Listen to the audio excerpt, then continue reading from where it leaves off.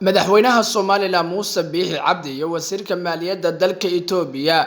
Axmed Shire madaxa shirkadda DP World Axmed bin Salay ayaa soo gaaray hoolka ay ka socoto munaasabadda daafurka dekedda magaalada Berbera.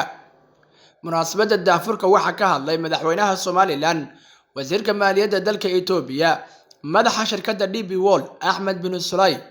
madaxa dekedaha Soomaaliland madaxweynaha deegaanka Soomaalida wasiirka maaliyadda Soomaaliland waxaana dhamaantood ku dheeraadeen muhiimadda dekedda magaalada Berbera u leedahay wadamada geeska.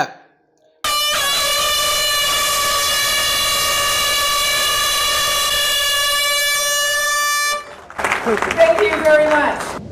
waxaa iyadana sidoo kale farxad inoo ah in containerkii ugu horeeyay waa containerka calaamadu ay ku taalo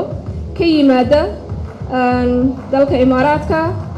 ka soo degay dekedda Berbera si toosana u tagaya Addis Ababa Ethiopia.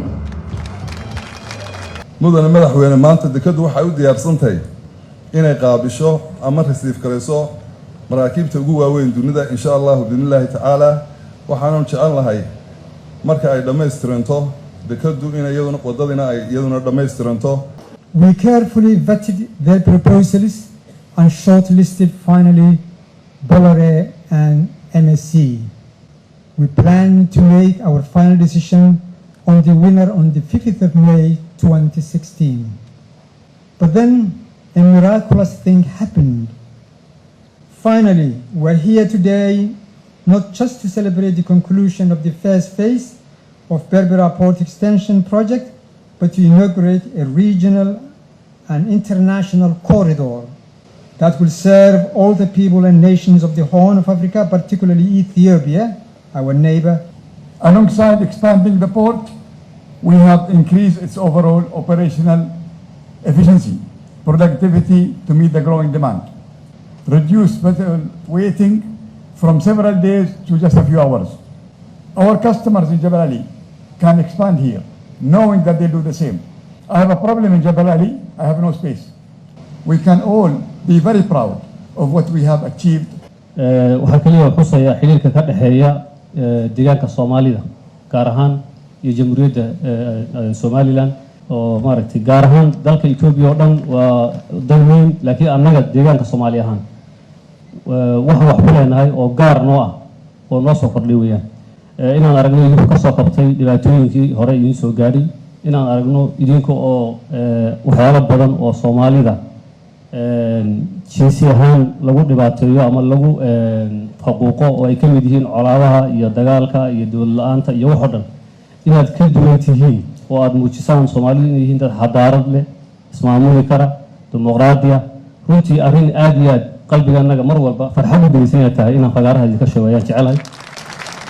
inaga reer Somaliland maanta waa inoo farxad oo waxaan furay dekedii waxaase ina furay culays badan oo ah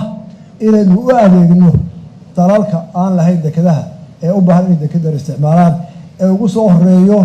dowladda deegaanka Soomaaliyeed iyo Ethiopia oo dhan iyo inta ka shaqeysa xilkaasi waxay looga baahan yahay mas'uuliyad culus oo ugu horeysa soo dhaweyn ilbaxnimo shaqo fiican waayo noloshu waa tartan dekeduhuna way tartamayaan dekedda waxa qulay hirgelaysaa marka la helo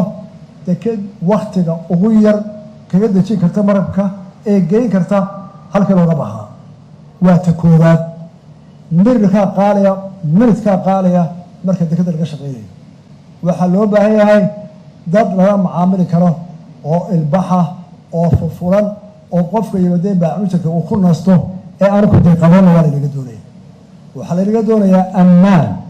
gaariga halka ka baxay dhexda maraya hadii uu ku banjara ama meel istaago alaabtiisa iyo dadkiisu inay ammaan ahaadaan hadduu sharci shay yaalo oo la yiraahdo waa dhulkii ammaanka ahaa kartida ahaa ilbaxa ahaa ee wax laga iibsan karayay markaasaan tartan karaa xilkaas ay laga leeyahay gabagabadii waxaa halkaasi shahaado in lagu guddoonsay mas'uuliyiintii qaybta ka ahaa dhismaha iyo casriyeynta dekedda magaalada Berbera. Cabdiraxmaan Erdogan, telefishinka Nabad.